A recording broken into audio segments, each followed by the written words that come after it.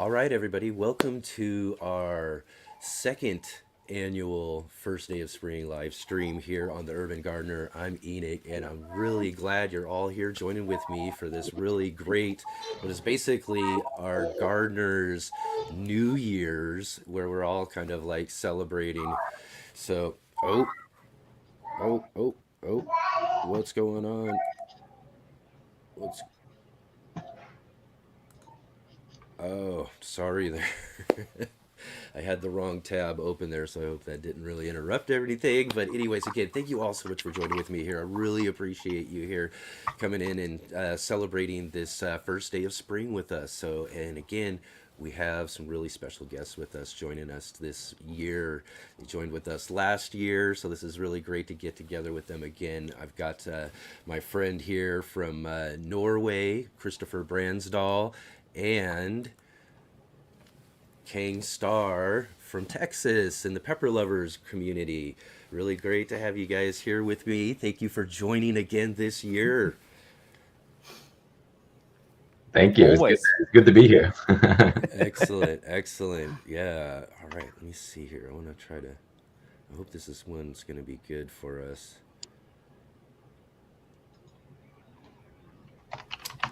All right. So, anyways, I want to get this live stream kicked off here with you guys and kind of talk about the fact that we all kind of have a little bit difference in our experience of the first day of spring right now because we're both kind of, or we're all three kind of located in different areas. We've got Chris all the way up there in Norway, where his spring is completely different than what my spring here in Oregon is like, which is also completely different from what your spring in Texas is like, Kang. Yeah. And I've already seen too, and I just want to mention this, I've already seen a comment from Vicky who commented just before we actually got our live stream talking about, and she joined from Quebec. So she's up there in Canada as well too, and she's saying that spring has finally arrived for her. So that's really cool. We're all kind of experiencing some different kind of spring. So I'll start with you, Chris, up there in Norway. Why don't you let us know a little bit about what your spring is like right now? Our spring is much like anybody else's. It's just more late in the season. It's when you are moving your peppers outdoors, I'm thinking about starting seeds, and it's a bit different. We have a lot of snow outside. We have really cold nights still, but we have warmer weather in the daytime, and most of the days now it's above freezing. So it's getting close, but it's Warmer nothing weather. near starting the carrot seeds outdoors. It's still Right. ways out.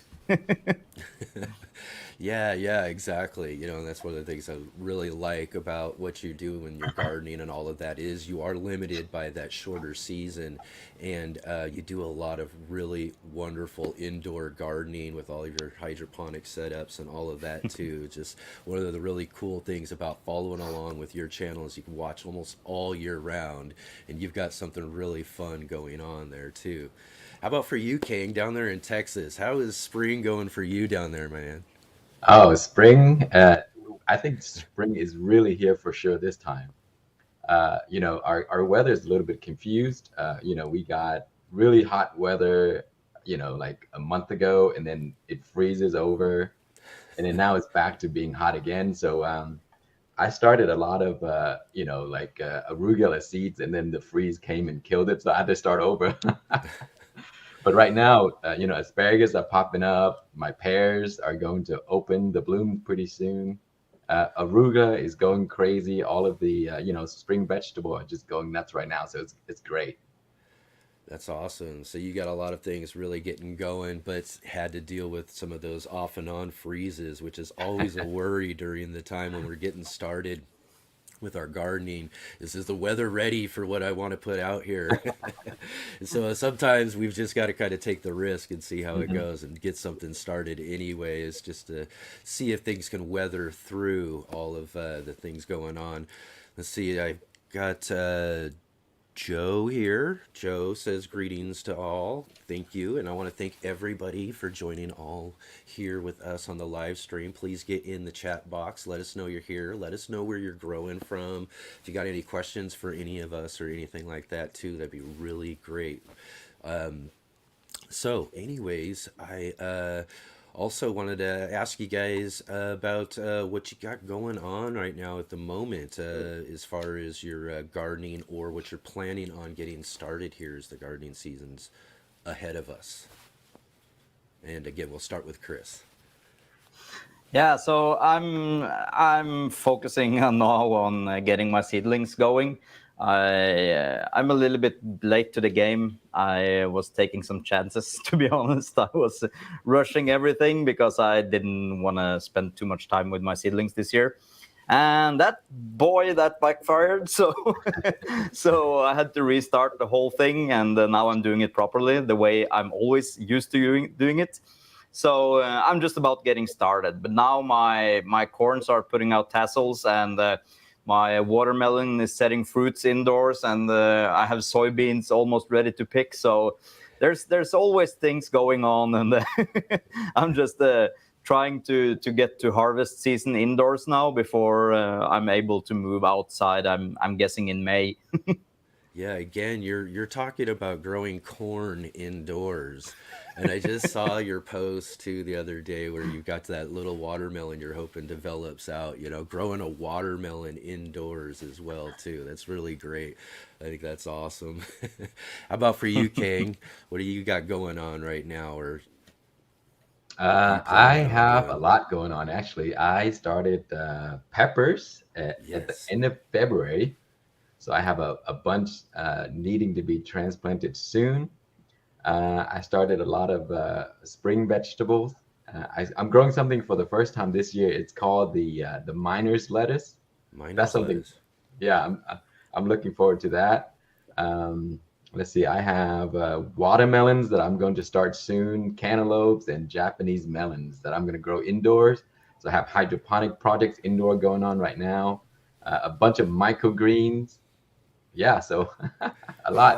that's the one thing about you guys. You guys have so much fun with that indoor hydroponics. I've really got to catch up here when I start getting into some of that stuff myself too. There are so many fun things that you can do with gardening, and you do a lot of that, Kang. You've got all these fun little projects always going on your channel, showing all these different things and how you're doing and setting up these indoor growing systems that you have.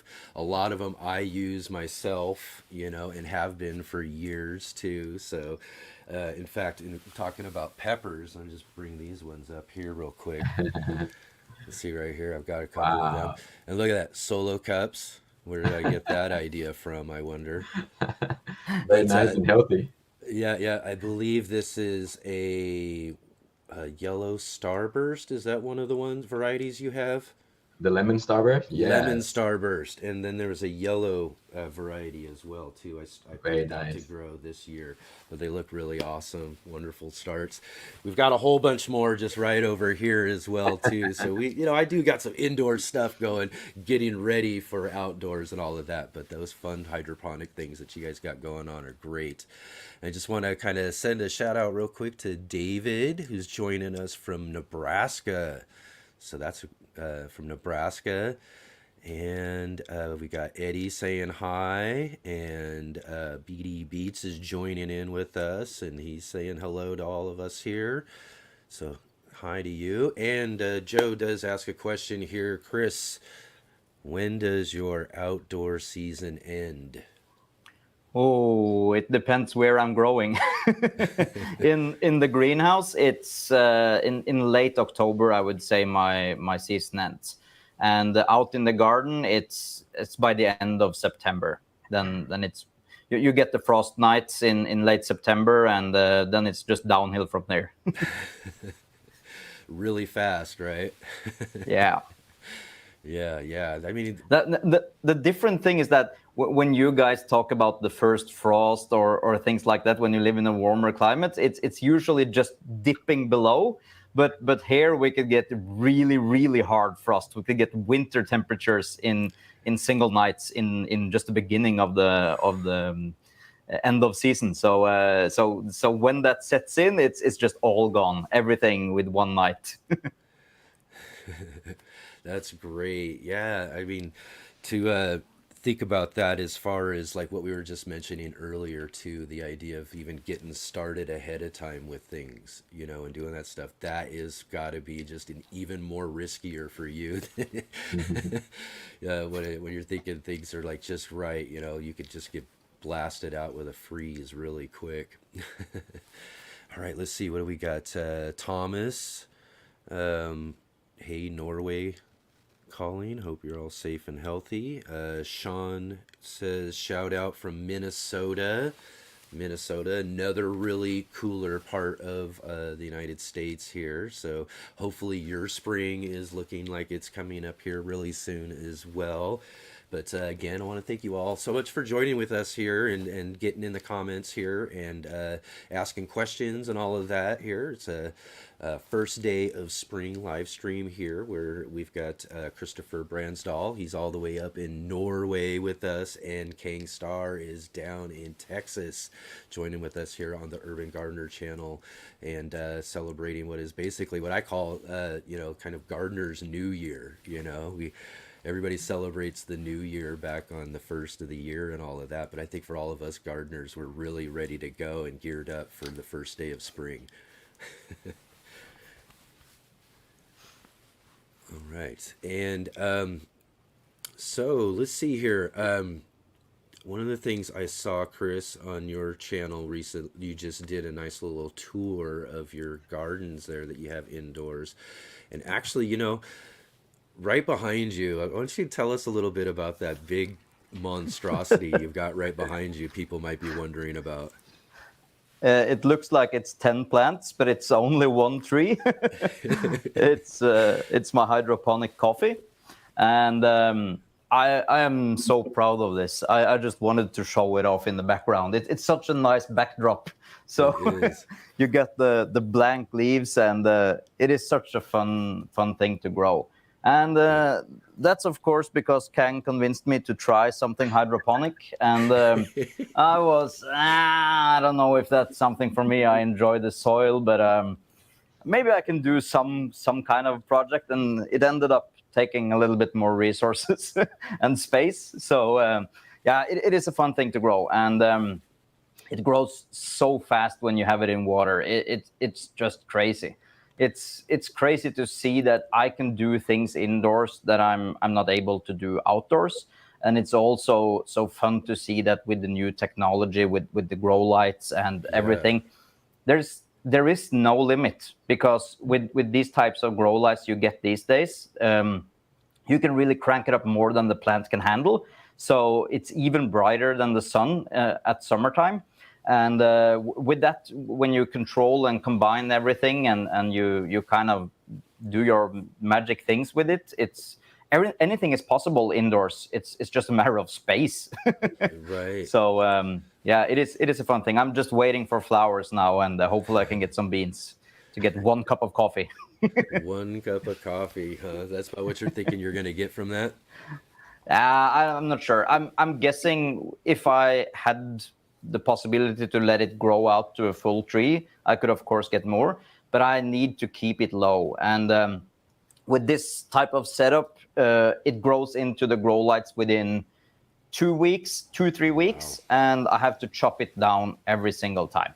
So I'm not able to let it do its natural thing. And that's kind of a shame, but hey, I'm growing a coffee in Norway, so you gotta take what you get. So I'm guessing I have to be satisfied with that.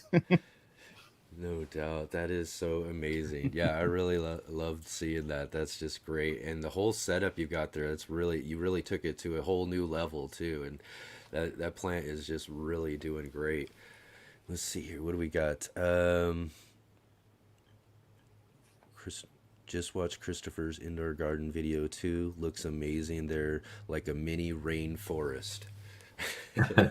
Yeah, that's true. I mean, you'd say a coffee plant in Norway, you know, and And you got a bunch of other really cool things. You've got your aloes and your different things that you're growing as well too. So you really kind of test those sort of And I'm oh growing a monster pepper. the peppers. Yeah, Yeah, the yeah. pepper. I have corn. I have radishes. The carrots are getting nice now, and I'm starting back up with my bananas. I'm gonna do the Yes, ceiling bananas. banana again, and I'm gonna see if I sometime will be able to get fruits on that.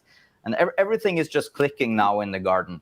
When you're doing indoor gardening on the level that I'm doing, your only limitation is pests. So when you get pests into this kind of setup where you have Yeah. so many things going, it's almost just completely the end of the garden as you know it, because you have so many different types of plants and they all react different to pest control, or if you're doing predatory mites or you're doing stuff like that. You have so many different crops. It's hard to do something that will work on everything, and it's always the case where I get used to now. I've been doing this for close to 10 years now in the grow room, and every time I get a pest situation that gets out of control, I just completely get rid of almost anything, and I just shut down for like 3 months, and I just keep like the 3-4 largest projects like the coffee or the guava or my aloe, and then I just shut down everything and I reset, and that's the only way to just guarantee that everything gets up and going again. And now everything is kind of blooming and things are going well. I have no pests at all, and everything is looking good until summer, I'm guessing, where you're bound to get some of that thing indoors. So yeah, everything is going well now. Wow. That's great. That's awesome, though. Yeah, and pests. There we go again, right? Yeah. Oh, those are. In fact, right behind me, where I was like, okay, it's okay, but actually, where do I turn it? I got an empty space because I got oh gosh, what is it? Some sort of having a hard time thinking of what it is, but scale. Yes, scale hit one of my plants, and oh my gosh. And just right, I just turned my back for a minute, and next thing you know, they're like everywhere. So that plant, again, in dealing with that, is completely eradicated. Hope and see that nothing else has been touched or infected by that sort of thing. But now it's completely out of the room, and it's been chopped down like crazy. I've gotten rid of almost as much of it as I possibly can, and just really kind of baby it through the process because I want that plant to survive. So, but yeah, those things just got right in there and just started sucking the life out of that plant within a minute. So, that is the biggest thing to deal with, there when you're doing indoor almost anything, whether you're house plants like I've got, or a lot of the pests is a big worry too, as things start as I've got a lot of different of the things I'm starting indoors that's going to go outdoors. So, Yeah. that's a big worry right now because they're all young plants and all of that. But yet, it just seems like when you start getting so much, that's when things just start. You got to keep an eye really close on all that sort of stuff. So, how about for you, Kang? Is everything going all right as far as pests in your garden and all of that down there? And you dealing with any issues or anything? Yes. My grow room just started to have fungus gnats, and that's because I have overwinter plants sitting right outside the tent, and if there's Mm-hmm. one that snuck into the tent, and that would be it. They start to multiply. So right now I have a few fungus gnats flying around in the tent. In a week they will probably have 100. Yeah. But the plants are getting bigger, so I don't have I'm not too worried about those. Yeah. But the bigger issues that I've had before are the mites and stuff like that. Those are the worst. I mean, Yeah. you really, really have to treat those, or they just come back and over and over and Yeah. over. And sometimes you have Relentless. to do what Chris did. Just get rid of some of the plants that you don't need. Just save the ones that you really want to save, and then start over. Mm-hmm. Uh, And that's such a horrible thing to think about sometimes too. I try to stay on top of everything, and so lucky that I haven't had an infestation that I haven't been able to overcome yet. But Mhm. yet, that's all. But yeah, you talk about fungus gnats. I got these little yellow sticky things right here, and I've placed them everywhere because again, this is also a situation where I'm bringing or I'm starting a lot of things. So there's a lot of new soil, a lot Mhm. of wet soil because these plants are young, so they're staying, Mhm. they're being kept really moist. So that's just a place fungus gnats are just loving and waiting to attack and go crazy. So I got a bunch of these. These are really cheap, and I wouldn't, I put one out the first time just in overnight. Like one of it was almost, like at least a couple dozen on each side. Mhm. They just are attracted right to it. The lights come on, and then boom, they see that yellow and they go right to it. So those things I think actually are pretty good just to kind of combat them and try to hold them back, because ultimately you're just trying to really stop those adults from Mhm. making more in the long run. So if you can get those adults to Definitely, yeah. attach themselves to something, they can attach themselves to each other and make more of themselves. So hopefully it could break the cycle a little bit, or at least hold it back enough until I can get the rooms cleared out again from all of this sort of stuff too. So let's see Mhm. here. Let's catch up here with some comments here. We've got Joe is telling us he's getting ready to transplant overwintered peppers into one of his beds, and broccoli. Yeah, broccoli. It's a cool time. Weeding around the citrus. Too windy right now in the SVF. SVF. SFV. SFV. Not sure where that is actually, Joe. Where's that at? And then, and then he was asking you, Chris, what kind of peppers are those you got in the back corner there? Oh, it's my own cross. It's called crisscross caramel, and yeah, it's an F2 or F3. I don't remember exactly. I have it written down somewhere.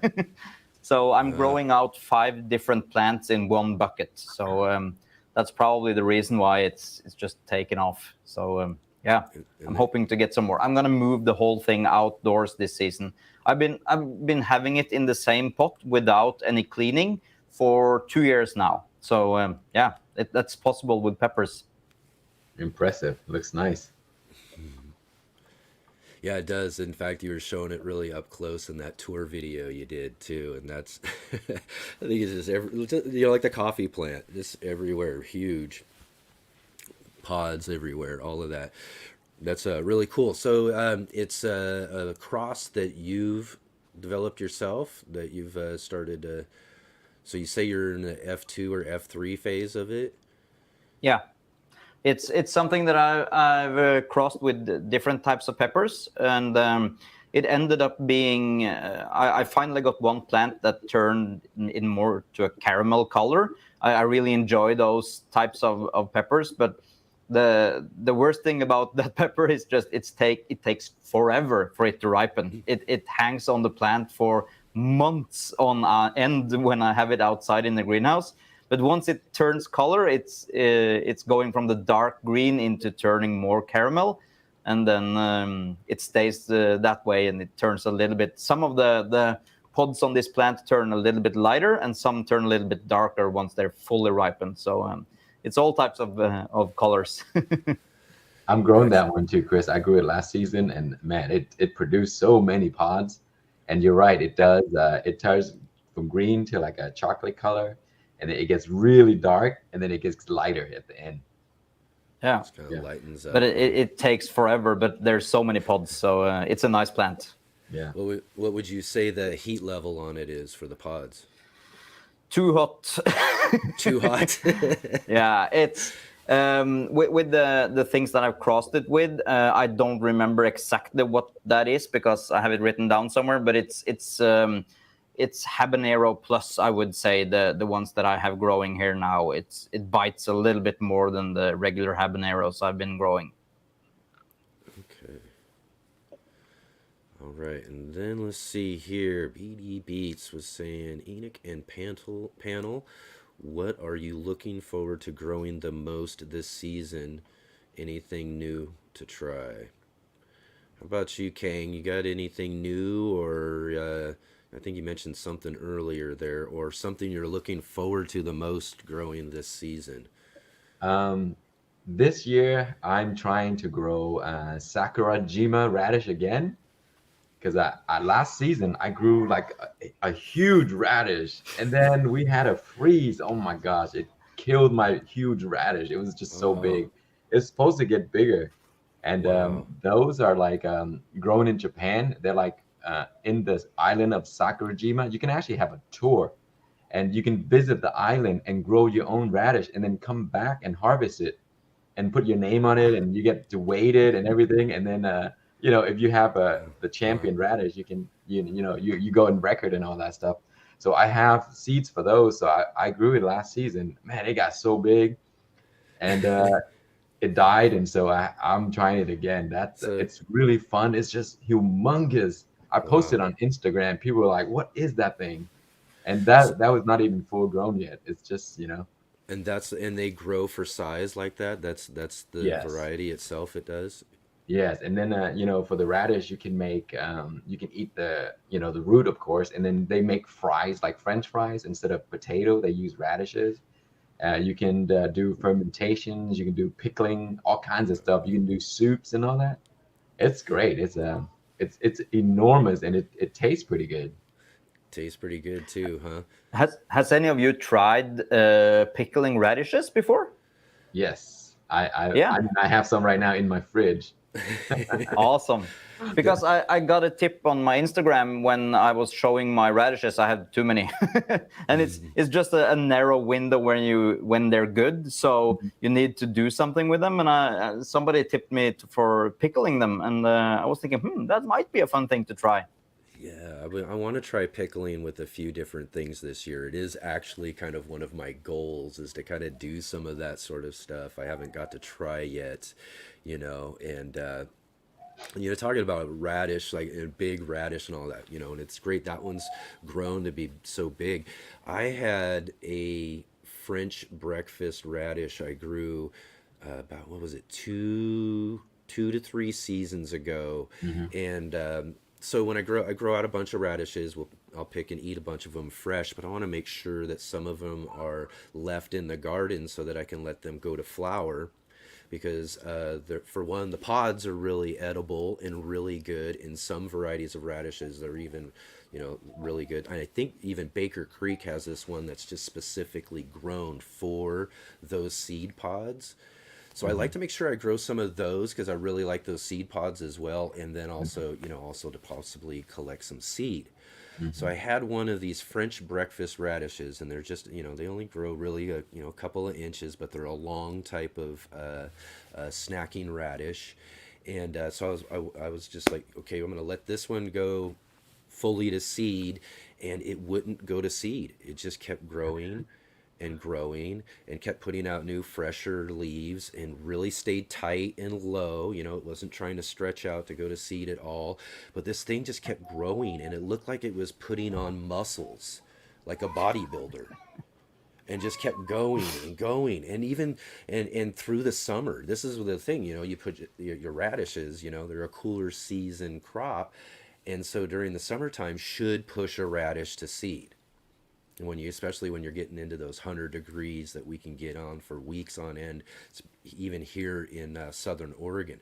No, it took on that thing like, oh yeah, no problem. Give me more sun. Give me more sun. Got bigger and bigger. I mean, this radish was huge, bigger than a human baby. What it was done. It was enormous. Nobody could believe it. It's in fact, I've got pictures somewhere on it. I should post those up again sometime. But I don't yeah, I believe just it. could not. I couldn't believe it. It took until believe this. It took until the very next spring when it warmed up again for it to go to flower and actually put out seeds. Wow. Yeah. Oh my, yeah, that was a pretty crazy one. That was probably one of the crazier things I've ever seen in the garden and all of that. But that's really great. You grow a certain variety for a large size like that. But yeah, this one was definitely not intended. And anyways, I want to continue real quick here and we get to the rest of these questions here. Joe did let us know here real quick. It's San Fernando Valley down there outside of Los Angeles in California is the SFV. There you And go. I'm not an American, but I was actually thinking San Fernando Valley. Really? Yeah, I've been Right there. on. So I've actually been there, and I'm surprised I didn't think about it. I was there this last year, so yeah. Sorry about that, Joe. We got that all cleared up. But anyways, how about for you, Chris? On that same question, real quick, I want to make sure because they asked all of us here. What are we looking forward to growing the most this season, or anything new you're trying? I'm gonna really try to get going ginger and really have a great success with that outdoors. I have a bed in the greenhouse that are mostly sand based, and I've been growing it this year also. But every time you grow something in the greenhouse, you start up with one row for this and another row for that, and you never expect your cilantro to reach the ceiling. But eventually, that's what's happening every single time. So my ginger was kind of overgrown, and it just doesn't like that at all. But it did grow, and I got some nice roots from it. And this year, I want to try to see if I can really do something with it, because a friend of mine is making chocolate, and she really wanted to have fresh ginger to put in the chocolate, and I really enjoy that. So hopefully it will give me some chocolate in return. So Yes. I'm hoping to do that.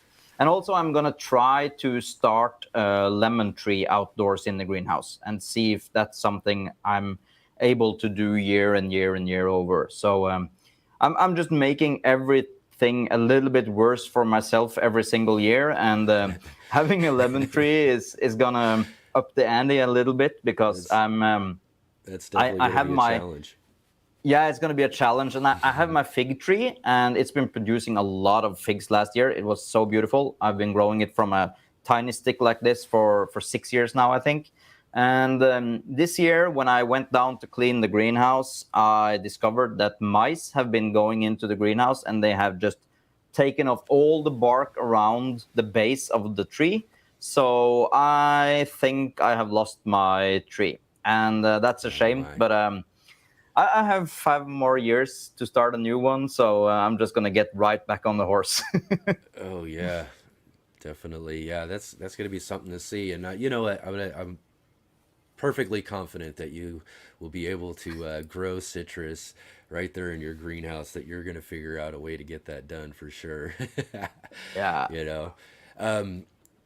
Yeah, and also, for myself though too, I've got one thing, as far as what I'm actually looking forward to, and in people who are following my channel over the last several weeks, or if you're new here during this chat or anything, you can check out. I was selected out of one of 6 people in the United States to compete in what is a company called Johnny Appleseed Organic. Is set up what they call an invitational that's presented also by Mother Earth News. And I'm in a competition to grow some of these things this year. So that's kind of what I'd say I'm looking forward to, is something different in my garden this year, because I'm competitively growing some of these things I'm used to usually growing. And I think one of the things I'm really looking forward to is growing this squash that we've got to grow. It's going to be a huge, large squash or pumpkin. And I see all these sort of big, huge, giant pumpkins that are grown out there, and I grow in small spaces in my like alleyways or in the back here, so I don't have much space for a very large plant. So I'm gonna have to borrow some space for it. But yet, last year I grew a 137-pound pumpkin. And 137 pounds, is, when you think of some of the giant ones, doesn't seem like much, but it took 2 of us to literally lift this thing up and get it moving. It was actually a really, really big pumpkin. The plant was really large, and it was in some space I did have here. But the idea of growing something bigger than that is, really something I think is going to be a really great challenge and really something I'm looking forward to. So I'm looking at some different varieties and some different things that I want to possibly give a try here and see if I can't get something really enormous that. As well as some of the other categories, there's a giant tomato, and I've grown some pretty big tomatoes, so I've got a couple of varieties I'm trying, but I did have someone who sent me some seeds for a tomato that was 9 pounds last year. A 9 pound Wow, tomato. that's a huge So tomato. we're talking giant tomato. Yeah, exactly. And so I'm looking forward to seeing what that'll produce along with some of the other ones that I got so I can possibly see if I can get something really nice there to be able to submit for that one. And then we're growing sweet potatoes too. So we're going to see about growing really large sweet potatoes. And I'm not sure about, I mean, that's just kind of we'll see how it goes. We got to grow in these big, large grow pots, these 45-gallon fabric pots, and they're really deep too. So we might be able to get some pretty good sized sweet potatoes out of those too. But yeah, so those for Cool. me, those are kind of the things I'm looking forward to and kind of new as well for my garden as well too. And let's see here. We got Thomas here. Oh, you said you saw Chris's Instagram post, and here I am. Good afternoon. Happy Sunday, everyone, and happy Sunday and first day of spring to all of you guys. That's what we're here for, the first day of spring. Like I said, what I consider our gardener's holiday, New Year's. And we got Sean. Anybody grown any of the 7 pot varieties? So I'm sure we got some pepper guys here because Kang's here. So you grown some 7 pot varieties there, Kang? I had one of the seeds that I was going to start, the 7 pot yellow. So I'm waiting for to see if I have room to grow it. But 7 pot is one of my favorite varieties to grow. I just have to get new variety every season. So so every season I add something new, and then down the line I'll come back to what I have not grown in a while, and the 7 pot is one of them. 7 pot yellow. That's Yeah, what I'm waiting to grow. I love 7 pots, guys. 7 pots. Yeah. How about you, Chris? You ever grown 7 pot? No, I haven't. I find it hard. I have a selection. In the beginning, when I was really getting into growing peppers, I got 1,000 different varieties, and I find it so hard to choose the 30 plants that I want to grow this season. I find it so hard, and I'm having small children. They're 5 and 7 now, and I really want to grow something that they can enjoy, and they don't grow. They don't enjoy those rough peppers. So Yeah. I'm growing mostly sweet peppers, and I tend to now do a couple of plants for each variety that we know we like, and. But there's always my children are really enjoying watching me eating a scorpion. So I have a butch tea scorpion that you sent me, Kang, and I grow that every single year, and they enjoy watching me burn. And that's something. Oh, Dad is gonna eat a scorpion again. Look, he's eating a scorpion. And I tried to introduce the Carolina Reaper as the strong one, but scorpion is the same scorpion as in the scorpion thingy, Right. the insect, or what's it Yeah. called? Yeah. And so they just hold on to the name of the scorpion and feel like that's the worst one. So we need to grow that every single year. Yeah. The most formidable of them, right? Yeah. And it is a Yeah. good pepper. I really enjoy it, but it's just knocking me down. Yeah, I myself, I'm not into really eating the hottest peppers or the really, really hot ones, but I love growing the plants and I'll always select different varieties of different types of hot peppers just for kind of like just for the growing, I just, I find all of the different types of peppers really fascinating as far as plants and the growing process. They all grow differently. They all kind of do their own little things, and it's kind of cool to kind of check out those kind of characteristics in different like super hots or hotter type peppers. But I myself am mostly trying to grow the sweeter peppers, the ones I'm going to eat, or the at the heat level that I'm going to eat myself. But that is also one of the things that I've got to do with that competition too, is grow what is the hottest pepper. So that's going to be a fun challenge, and I'm still deciding and still trying to figure out exactly what variety I'm going to pick in order to do that. But the cool thing about this competition and this category too is that each of us have got to send off our pod to a laboratory down in New Mexico. And I guess they're a really popular laboratory for being able to test out Scoville levels and all of that down there too. So they're going to have a laboratory actually decide who among us actually grew the hottest pepper. So Wow, that's so going to be interesting. yeah, it's going to be That'd be interesting. cool. Yeah. So I'm So going And what do you have in mind? Do you have a list that you have to choose from yet? I've got a few in mind that I'm looking at, and a couple that I think that I'm going to select, which will be kind of a mystery for on. I'm going to let everybody know here coming up in some videos here real soon, and yeah, so that's one of the great things about kind of like knowing people like yourself, Kang, and people who've grown and grow out a lot of their own peppers and all that sort of stuff, is I've got people I could reach out to and get some good advice in this category too as well. So I'm still looking and I'm still thinking, and I think I might know, but yet at the same time, I will make a decision here. Actually, I think because I've got a couple of possibilities that I'm going to have coming in the mail. So when I get that stuff in, I'm going to make a decision out of what I've got and go for it and put them in and get them started and get going, because I'm running out of time if that's what I got to get doing. Because another thing about growing something, if it's going to be super hot too, the one characteristic I know about those peppers is they like to take their time. So slow growers, some of those varieties. So I want to make sure that I got one of those ready to go when it's time. But yeah, that's going to be really fun. Yeah, you kind of have to deserve the pain. That's the reason why they take so much time to to get it finished. But I don't know about you, Kang, but I'm free this autumn, and maybe we should join Enoch on a live stream where he tries to taste this pepper. I think we should. Yeah, that would be fun. We'll cheer him on. I'll even join in with something. Not me. Not me. No, because you can handle it.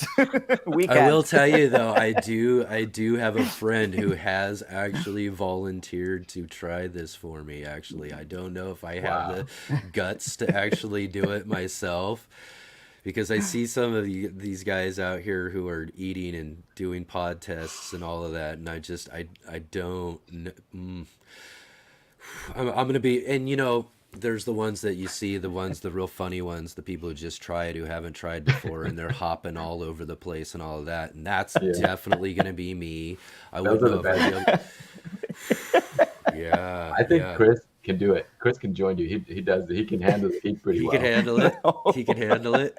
He ate his cross on our live stream one time. Oh yeah. Ooh. Yeah, I survived, but yeah, it's been hard. One time, I remember it was one of the first birthdays of my oldest, and it was the first time I grew something called a Trinidad scorpion, and it looked gnarly, and I wasn't sure what to expect. My sister was joining in, and we thought, well, we're together as a family, and why don't we just try to eat it? And it was just going south. It was running. Everything was running. I even started nose bleeding, and it was kind of like that was kind of like my start into the super hots. And I just lay there for 20 minutes, and I got up and said, well, I need to do that again. If you never learned your lesson, Chris. Quite a rush, right? Like a roller coaster in a way. Man, that thing looks scary. You get on it, you're screaming and crying the whole way, and then when you get off, oh, I got to get back in line. I got to do that again. But that's the fun thing, and I don't know if you guys have any good answer to it. But why are we attracted to those types of pepper, and why do so many people enjoy eating them, me included? And it hurts. There's nothing fun about it. I don't enjoy things normally that hurt me, but somehow the pepper thing it's something that I enjoy going back to, even if it just sets me back. Why is that? Why I have What is never it? found the reason for that. Yeah, I think a big part of it for me is the pain is temporary. Yeah. The It pain hurts is so and I bad, temporary. and also then you come right back to it. Yeah, but Yeah. and I also found when you get into those really hotter peppers, for me that's kind of like my cross and upwards. So your the Khang Starr Lemon Starburst, and when I get into those brain strains and all those types of things, it Yeah. kind of gives a rush on top of the pain. That's not something Oh, I yeah. get from anything else. It's Yeah. kind of like an adrenaline rush, Yeah. or I don't know. It feels like the same thing when I'm doing a big jump on snowboard. When I used to do a big wow. jump on snowboard, it's kind of like the same feeling you get. Yeah. Do your fingers tingle sometimes? Like it Yeah, just yeah, tingle? Man, yeah. I get that all the time.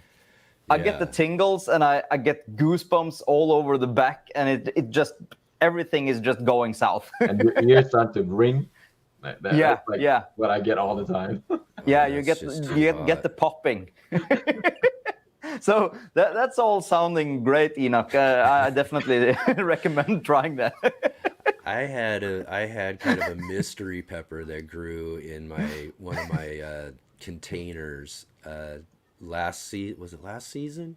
Yeah, last season, and I thought I'd give it a taste test, and that ended up being a lot harder than I was expecting too. Took me by surprise. And yeah, and the thing is way I don't like necessarily like to seek that sort of thing as you do in a sense. So maybe that's not one of those things but I do get it. There is that sort of kick that you can feel those endorphins or whatever. There's that rush because it's like, Yeah. oh wow, where's this going to? Like again, kind of like that roller coaster, you're like, where's the next turn, Is this gonna get hotter? And you're just yeah. But yeah, I agree though too when it comes to like seeing a lot of people who really enjoy them, really enjoy them for that sort of rush that you get out of it. And real quick, And we get to it's also something. Oh, sorry. no, go ahead. No, it's just something about the taste also. It's such a phenomenal thing to use in almost every Yeah. single cooking.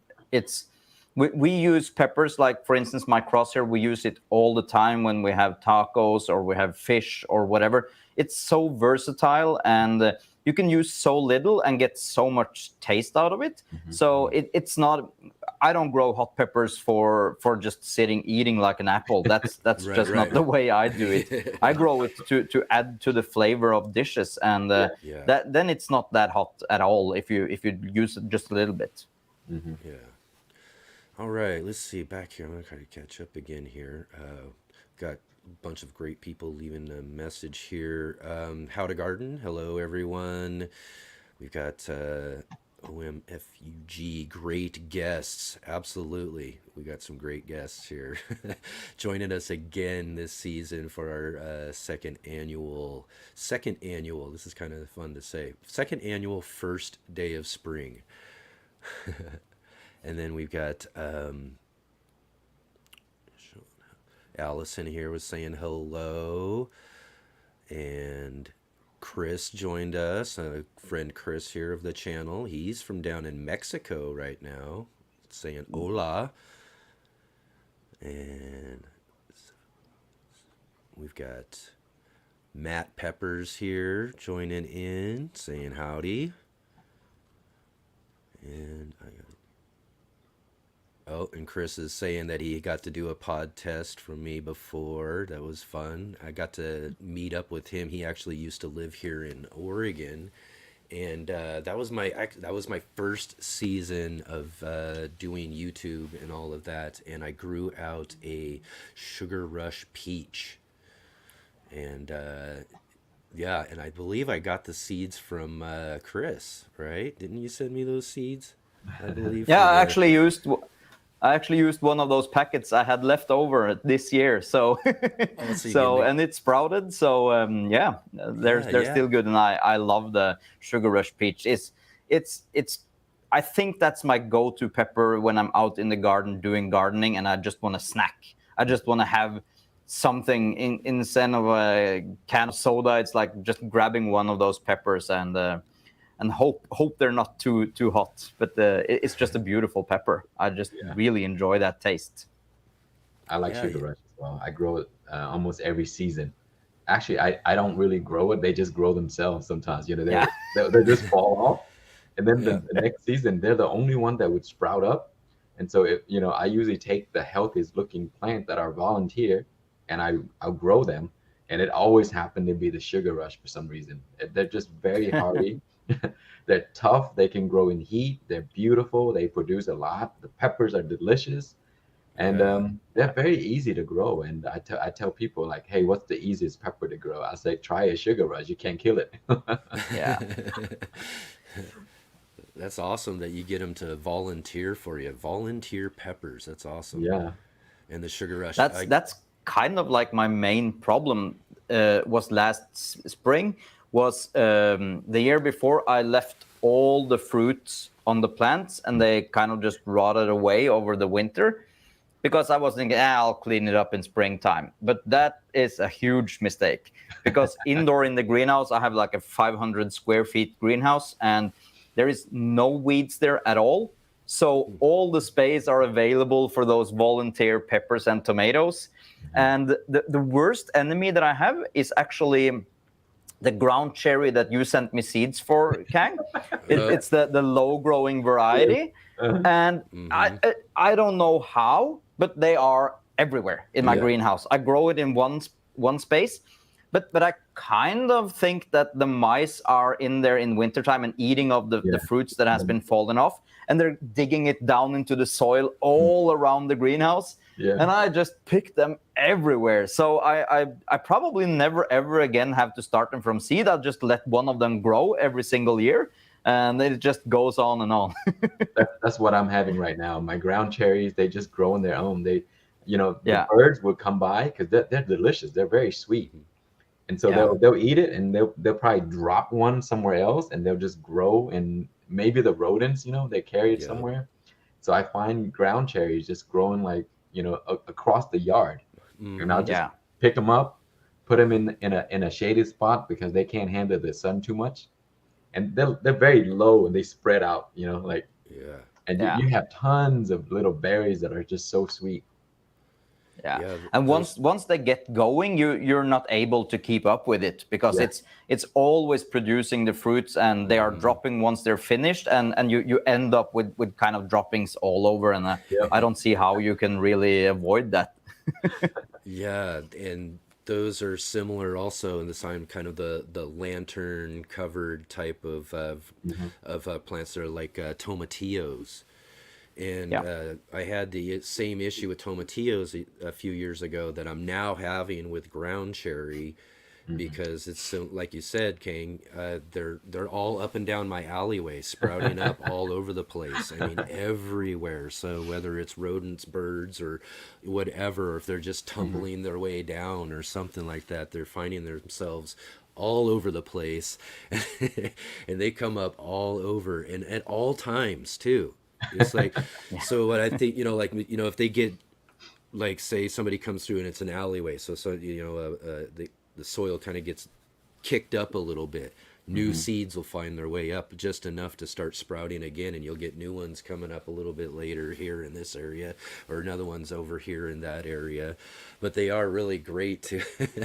They're really great. I love the ground cherry though too. In some way, it's kind of a really good problem to have in some way. But if they are growing so much, they are just, you have to kind of treat them like a weed and get out there and start pulling them and taking them out of certain spaces for sure. You know what else that I have is volunteering every year, and it's actually a good problem.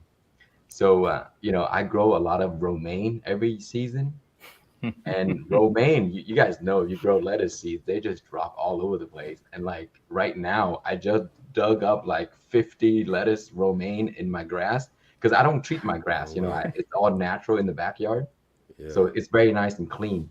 And so they just grow up like, I mean, if I don't cut my lawn, I'll probably have a lawn full of romaine. Oh So wow. I'll just That pick him out of the I pick him out of the ground. I put him into my raised bed, and those are the ones that I grow throughout the spring months. And I Yeah. mean, my family is like, "Don't give me any more lettuce. I can't eat it anymore."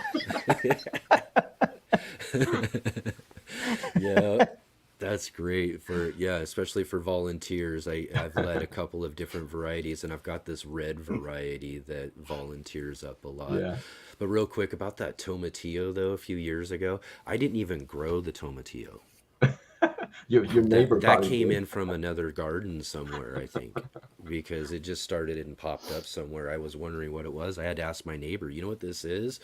And it grew, when it grew full, it was a nice one of those green, nice, really ripe green ones. And he's like, "Oh yeah, tomatillos. I want." He's like, "I'll take them all." I had an okra plant that showed up in my yard somehow. It's a red variety, and I Yeah. was like, "What is this? It looks familiar, you know." So it looks really interesting. So I left it there, and it grew into like enormous okra. And I was like, "You know what? I never bought okra seeds. I don't have it in my collection at all. Where did this come from? It's just growing in the Oh, backyard." the, those are the kind of little happy little things in the garden. You get something you didn't know you were gonna get, and there it Yeah. is, and you get to try it out and see what it's all about. Let's see here. We got what is it? Sartoff. Hi all. Joe is, oh, he's out, and he headed out to the garden. Says have a great rest of our day. Oh, and it looks like we've got Masilla here from Learn to Grow. She says hello. Hi, Oh, hi, Masilla. Marcella, Hi, Marcella. In She's fact, so famous. I'm like star shocked right now. I know for sure. Masilla is awesome. I've been following Masilla now. I think we just talked about this the other day because in fact, this Tuesday, Masilla joined with me this last week to do a little interview talking about edible flowers, which is going to Oh, be nice. another one of the categories as a container category for that competition. And so she joined with me to talk about edible flowers. You know, I've been following her for a long time. Being from the Pacific Northwest, she was one of the first people actually I really started following her blogging and all of that, as she was, you know, really giving out some really good tips about growing and all that sort of stuff. And now she has a book out. She's an I saw that. Yeah. author, and that just came out recently. So yes, there's some edible flowers. Yeah, yeah. this is arugula. Arugula. Arugula. Yeah. I Yeah. love arugula flowers. But I wasn't expecting what I got when I tasted it several years ago. It's so delicious. Hmm. Yeah, It is beautiful. it's a good It one. kind of just tastes like arugula and honey. And your It's such a flower strange combination. and the flowers, those didn't really stretch out very tall. Is that because of your lights, or you No, got? they're just getting started. They're just getting started, huh? Yeah, the stock is like this, so Oh, I okay, just okay. pinched off the top. I see. Yeah. Okay, perfect. Arugula is probably one of my favorite type of flowers to use because I grow a ton of arugula. I think I'm gonna do a video so you guys can see. I mean, I have a sea of arugula A because sea of it. you know, yes. I mean, like I have 3 raised beds and I spread seeds very tight because I grow them as microgreens, and they'll come up and they'll cover the entire raised bed. It's like a blanket. Oh yeah. And Yeah. I'll eat the baby greens, and then I'll let a bunch of them grow to full size, and they produce flowers, and that's my favorite time to pick them, because when they produce the flowers, the stems are very tender. You break the stem off, you eat them, then they'll grow more, and you break it off, then they'll grow back. I did a video on it already Oh too, wow. and Yeah. it's amazing. I mean, you can harvest arugula flowers for like a few months. They just keep coming right back. Wow. There's so many of those things that people really don't know about, and people are just throwing it away. Yeah. It's the time when we are putting everything in the mouth just to taste it. It's over, and and people really need to look after the whole plant, because there's so many fun things you can do, and especially with radishes. Also, I'm gonna let some of mine go to seed because I love the pods on Yeah, the radishes.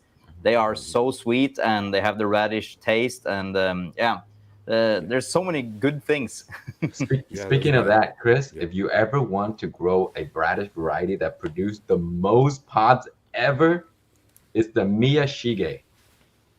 Oh, It's that Miyashige. Japanese variety called the Miyashige. It's like a daikon variety. And yeah. I mean, I grew them every season for pods. And I mean, I'm telling you, they look like a little bush that puts out thousands of little pods.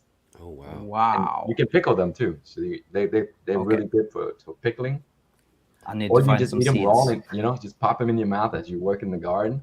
Or you just stir fried. I mean, there's so many things you can do with them. But the Miyashige variety, you will get Wow. like thousands of little pods. They're good Wow. size too. They're not the little ones. They're big. Yeah, and That's if you consider the total of food you can get from a plant, Mm. considering taking the root early or letting it grow to pods and Yeah, see how many pods you can get from one single radish, is yeah, just enormous amount of food compared to when you take it in the beginning. yeah. yeah, it And is. sometimes when I don't eat all of the pods, I'll collect the seeds and grow them as microgreens. Yeah. And Mm-hmm. they're just delicious as microgreens. I actually have some growing right now from the seeds that I saved. That's a great one. In fact, that brings me to Allison here, who commented just a little bit ago, talking about seed collecting is an addiction. It is. Allison's right.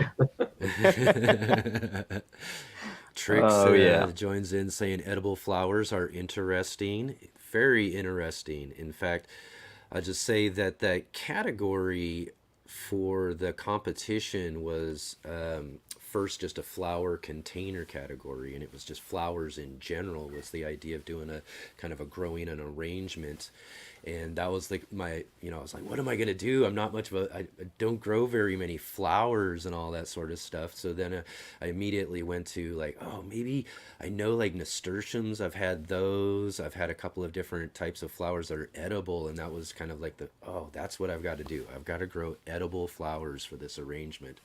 And I'm really glad to know about the arugula now too, because that I think I might even try to consider doing that for just the flowering purpose of that, because those sound really great. And if you're right about the idea that you're just cutting them back and they keep growing for a while, that's even better too for that as well. TN Bushcrafter just wanted to say hi, give you a thumbs up. Nasturtium is one of my favorite edible flowers, not counting wildflowers. Yeah, nasturtiums are actually, well, I mean, I've had a few different edible flowers. I've visited several different gardens, and most people are growing some sort, so I've tried a few different things. But nasturtiums I always found to be the most interesting, and the one I think I like the most out of it. I tried some up on a rooftop garden up in Portland. A friend of mine grows and takes care of up there, and he grows a lot of nasturtiums, and even grows them for microgreens too. Oh, And I nice. believe that they're really good microgreens as well too. So I grow nasturtiums, but not to eat because I don't really like it that much. But yeah. I grow them for the aphids. They tend to attract aphids like crazy. So I Oh, grow them next to my other Mm. plants, and then the the aphids will pest go for the catch. nasturtiums, and they leave my other ones alone. I do that with radishes too. Radishes, they attract all of the aphids away from my pepper plants. Yeah. Hmm. Yeah, well, and that's one thing too. Yeah, the aphids are amazing. So in a sense, like there, you're talking about a good idea. There's just kind of sacrificing a crop. Find Hmm. something that they really like the most and do that, and let them have at those there too. And that's a good idea as far as that goes. Aphids are something else though when it comes to it. They're after everything. So anything, and that, again, kind of brings us up to what we were talking about a little bit earlier on some ideas of things when we're dealing with pests, because again, that's just one of those big things that people always have an issue with when it comes down to it. And again, growing something and kind of just sacrificing it and allowing it to be what they feed on, so that they're not attracted to everything else, and you can enjoy the rest of your garden, is kind of I think it's a good thing to do. I've done a lot of that when it comes to that. There's a few things. One of them, and I have the hardest time growing, but I've grown them, I think now, and it just kind of happened to be that way, was Brussels sprouts. You know, brassicas in general are a big aphid kind of thing, but I don't know. Mhm. They love Brussels sprouts like you wouldn't believe. They just Yes, I agree. and again, so you know, grow them out. If I'm, you know, if I'm not have you're not gonna get any Brussels sprouts out of them, at least I'm getting a pest trap. Mhm. You know, and so again, another one of those things, you know, just kind of sacrificing something in your garden to allow them have it so you can have everything else. Masilla says again, happy spring. And she says, I can't wait to see the flower garden. Excellent. Yes, I can't wait to actually see that myself. I hope it's successful. Like, again, it's one of the more challenging things for me is growing flowers because I just don't have as much experience for it. So I think this will be the one category that will really test all of my skills. So I'm looking forward to that for sure. Let's see here. And, oh, I like growing flowers, but my daughter she just go out there and she pick all of the flowers before they're ready. So I just had one of those what is it, hyacinth? I think they're called oh, hyacinth. yeah, yeah. So I just got a really nice purple bulb. So she was playing in the garden. She said, "Hey, Daddy, what is it?" Pop, broke it. Pop. So, Oh, my. so there goes my Yep. flower right there. Oh, yeah, yeah. You're growing them for the kids right now, just for their Yeah. fun. You'll have to figure it all out later, huh? When they're old enough to. But yeah, that's great though. Let's see. Etienne Bushcrafter says, "Oh, in borage. Yeah, barrage. However we pronounce that." But oh, and Baker Creek sells a double blue flowering peas that turns tea purple, then pink after you add citrus.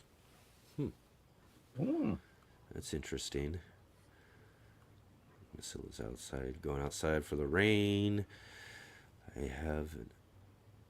Bushcrafter says, I have found a getache Do you guys repels ever grow pea shoots? Yeah, pea shoots. Oh, I love pea. Yes. I love Out of it. all Microgreens. microgreens, they're my Yeah. favorite. Out of all microgreens, I think is I pea got my shoots. family so hooked on it, and they're like, grow me more, grow more. Stir Uh, fry with some garlic. Oh, oh that's just man, mwah. the best. Hmm. Yeah, and so in fact, I my plan is to like I'm trying to set up a kind of vertical trellis so I can grow tons of peas in order to collect the seeds so that I Hmm. can do some pea microgreens as well Yeah. because I love pea shoots. They're just sweet and tasty, and and you can just almost eat them almost with anything. They're just delicious. You know, if Chris, if you like the pea shoots, you should try fava beans shoots. They're just Yeah, amazing. They're much better than the pea shoots because the plants are a lot of thicker, so you get more meat out of it, and it's very sweet. yeah, And Hmm. I used cool. to buy the seed. You know, they sell seeds at Whole Foods for the fava beans. I don't know the exact variety, but I haven't Okay. seen them in a while. And I used to go buy, buy them by the pound. They're much cheaper anyway to buy there than online. So I buy them by like 10-pound bag, and I grow those out as microgreens. Oh my God, they're amazing. And then they stopped Awesome. selling those, and I can't find them anymore. Oh, And wow. it's gonna take some time if you want to save seeds yourself for microgreens. That's Yes, the especially the peas. Yeah. yeah. Yeah, yeah. Exactly that, and that's what I'm just gonna try to grow as many as I can, so I get as many possible pods, you know, and be able to, you Hmm. know, get like again, you know, similar with all the radishes, get all kind of all the stages with it, you know, Yeah. get some nice, get plenty of fresh pods, and then later on we'll let them, you know, mature out, and then I'll save all of those, and then we'll get microgreens later on. So that's it's Yeah, of all the microgreen types, the easiest ones that I'm able to collect seeds for, years after years, is lettuce, arugula, radishes, and what else is there? I mean, mint, basil. I mean, it's not mint, but basil. You can grow those yeah. as microgreen guys, and they produce a ton of seeds, Yeah. Oh yeah, huh? and you can eat them as baby greens, and they're really nice. I think people do that with corn too, Chris, and sunflowers. Yeah. Yeah. I Sunflowers are do I do a one of the lot best. of yeah, I do a lot of Sunflower seeds. cilantro Hmm. also. Cilantro microgreens are just beautiful, and Yeah. they're decent quality seeds also. So I actually grow them outside in summertime also. Hmm. But Yeah, I've tried this summer. those small microgreen basil, oh, that's yeah. They smell amazing. They kind of have a really strong flavor too. It's kind of when you walk into the room when you're growing like this. When I'm growing the huge pot that I'm doing, you Uh-huh. just go in, just wave your hand over the bush, and the Yeah. whole room just fills with that kind of sweet aroma. Yeah. Very nice. Yeah, yeah. I've tried some sunflowers before too, so those are really good too. I've liked that. Yeah. And Sunflowers are great. sunflowers are really good. And they only take 10 days, at the most. They're really fast. Again, Hmm. similar to pea shoots. Pea shoots are so fast too. Yeah. That's one thing that's really great about them. But microgreens are such an amazing thing. I've done more and more of that over the last couple of years, and just such a really easy way of adding food to if you're Hmm. trying to grow for food production. Just you And can do it one all year honorable round. mention, yeah, and one thing I really enjoy as microgreen, and that's carrots. That is Wow. so tasty. I love Oh this wow. before the grass gets too tall and bitter, just those small shoots, and you get that thin root that just tastes like the most incredible carrot taste. Oh Oh, I wow. just love that. So I have in my grow bed, I have a huge rows of carrots, and there's some big patches that have nothing, and that's just because I've been eating those small tender carrots. It's yeah, Oh delicious, man. but it's Yeah. slow growing. I have But not. one more I want to add to that, Chris, since you mentioned honorable mention, fenugreek. Guys, have you not tried Oh, fenugreek? They are one of the best to grow as sprouts or Yeah. microgreens. And I just did a time lapse of how the microgreens grow. So easy. I mean, they grow so beautifully, so fast. And the seeds, if you have an Indian grocery store next to you, you can Yeah. buy a pound of seeds for like $3. Oh wow. wow. I Yeah. was actually looking when I'm doing shopping. I buy in bulk the large bags, and there's 1,000 varieties to choose from because I have a dealer's something, so I can buy those big like they use in the big greenhouses. Yeah. And I was looking at fennel seeds, but I was thinking, is it good as a microgreen? Because I love fennel, but I was just curious about the microgreen. But then I'm definitely gonna get that and try. But these are fenugreek seeds. They're not fennel, Chris. They're fenugreek. Fenugreek. Fenugreek. Yes. Oh, Yeah, Fenugreek. Yeah. fenugreek. Fenu and Greek. that's something different. You will love it because if you eat it, you're gonna smell like cinnamon or not cinnamon, maple syrup. Oh. You're like, Okay, your body will smell like maple syrup when you eat them. Oh I'll wow. have to check with the wife first, I guess. Right. See if she likes maple, right? Yeah. Yeah. Yeah, yeah, but definitely some ones I want to try too. There, carrots I've never thought of for a microgreen there too, and also fenugreek too. That's something I definitely want to have to add to my microgreens as I get growing my next batches. Let's see, Yeah, Chris. and check out my time lapse videos on how they grow so fast. I mean, Yeah, it's like a few days. That's all you need. yeah, excellent, excellent. Let's see what we got. Almost anything can be grown as a microgreen. Pretty It- much. Yeah. yeah. Allison asks, I have pea sprout seeds and I have the sprouting trays. Is that enough or do I need to grow in soil? For Uh, a sprouting tray with peas? I would recommend growing peas in soil because they will perform much better in the soil. You can grow them without if you want to, but they're just better. And the types of microgreens like sunflowers, Mm-hmm. peas, fava beans, and stuff like that. They will do much better in soil. Yeah. And I do, and one of the things I do too is I just get a really kind of cheap, inexpensive, like baking tray. Hmm. It's only so deep. Doesn't need to Yeah. be too deep at all, but you just give it a nice good layer of soil there. pack them in on top there and all of that, and then it just gives them something to grab into, and so they can put up a good stock. And you want, I mean, I like my shoots to be a good 3 inches or so, some 3-4 inches, just starting to put those leaves off, and that's when they're really delicious. Yeah, But yeah. and also if you grow them as microgreen, it's better to cover them away from light so that they can stretch. So Oh. if you expose them to light, they'll grow very short, and it's too Right. close to the soil. It's dirty to harvest, but also you don't get the long shoots that you want and tender. So Yeah. you want to cover them. That's the reason why when I tell people how to grow microgreens, I say cover them so that they don't grow short and get exposed to light. But also when they get exposed to light, they get green really fast. So Mm-hmm. they mature quicker, so they get tougher. Okay, that's a good suggestion there. And it is so easy to grow microgreens because they Yeah. don't need light, they Yeah. don't need time, they don't need anything. Just give them some grow medium and some water, and just almost do the worst thing possible to those plants, and they will do just fine. And as you say, Yeah. I always keep my microgreens in the dark for Hmm. the first 2 days or something. And Yeah. Mm-hmm.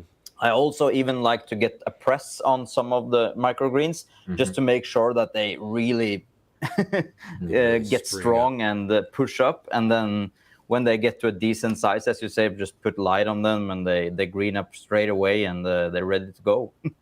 Yeah, the pressing down is also a good idea because what happens is you grow them very closely together. So when they sprout, they actually push the other plants up out of the soil. So Mm-hmm. they don't Yeah, grow even. So when you press yeah, them down, they'll grow something and they kind of get stuck. So they're forced to grow, the roots into the soil. And Yeah, when you lift the press, they all look even across. That's yeah. the reason for the press. that's a good. Yeah, and it's also sometimes when you do this, you sometimes end up sprinkling too much soil on top of the seeds. Hmm. That's also a Hmm. really big problem if you don't have the press, They because push it. it would just, yeah, you get some greens out on the sides and you just have a lid of soil just going up, and Yeah. yeah, that's not good. Yeah, well, in the long run, it's microgreens, as you said, it's really easy, and in the long run, they're it doesn't take very much, and you've got some Hmm. really great food, and you get a really good abundance of different varieties, as we're talking about all these different varieties, and so many different things that you don't even think of or wouldn't even think of would be really great microgreens, like as you're suggesting, those carrots. I hadn't thought about that. I'm going to try it. It sounds great because I love carrots, so that would be a great idea to give that a shot for microgreens as well too. But Let's see. also one tip Oh. on the carrots. I've been trying. I've been growing some of the carrots in just plain vermiculite because it's Mm-hmm. easier to rinse out the roots. Because on the carrots is a little bit strange. It's not a typical microgreen. If you want to eat the root also, then it's nice to have the vermiculite, and you just lift up the whole thing and just hose it off, and it's ready to go. Ah, that's a good idea. All right, let's see here. We had a question about got your beds ready. Got your beds ready. You guys all, well, I know Chris there, he's working to thinking about that greenhouse and stuff coming up here in a little while, and you Kang down there in Texas, we all got our beds ready for this year. Spring is here Yep, and we're mine's ready to ready. get growing, right?